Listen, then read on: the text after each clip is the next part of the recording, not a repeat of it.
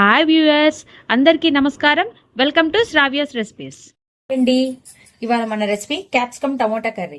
Capsicum tomato కర్రీకి కావాల్సిన పదార్థాలు ఏందో చూద్దామా.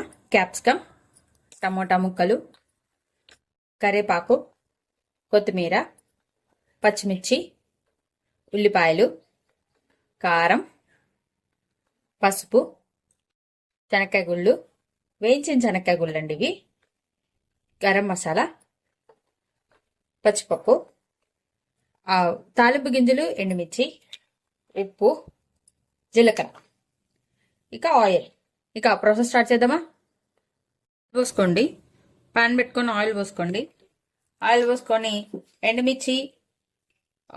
ఎండుమిర్చి తాలింపు గింజలు వేసేసుకోండి. పచ్చిపప్పు కూడా వేసుకోండి. శనక్కాయ గుళ్ళు, తాలింపు గింజలు గోల్డ్ షేడ్ రాగానే కొంచెము శనక్కాయ గుళ్ళు పోసుకోండి. ఆల్రెడీ వేయించిన శనక్కాయ గుళ్ళు అండి, ఇంకొంచెం వేయించాలి. శనక్కాయ గుళ్ళు వేయించినయండి.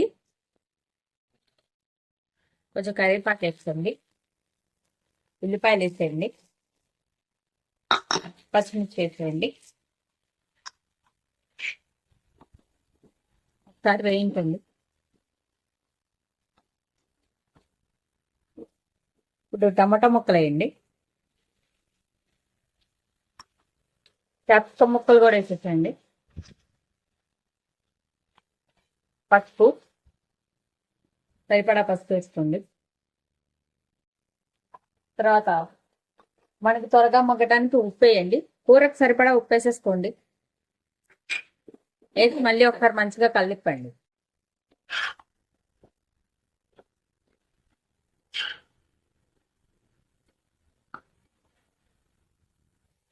కొంచెం కూర మగ్గటానికి నీళ్లు పోయండి. నీళ్లు పోసి మూత పెట్టి కాసేపు మగ్గబెడదామండి. మధ్య మధ్యలో చూసుకుంటూ ఉండండి. నీళ్ళు ఇంకిపోతే మళ్ళీ పోసుకోండి. చూసారు కదండి, మంచిగా మగ్గింది కూర. సిమ్లో పెట్టేసేసి కొంచెం కారం వేసుకోండి.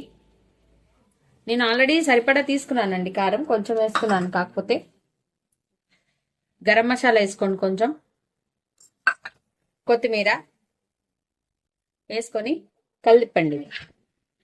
మంచిగా కలిపి కొంచెం సేపు మళ్ళీ మగ్గబెట్టండి. ఎందుకంటే ఉప్పు కారాలు వేసాం కాబట్టి ఆ ఉప్పు కారాలు మగ్గాలి, టేస్ట్ కుదరాలి.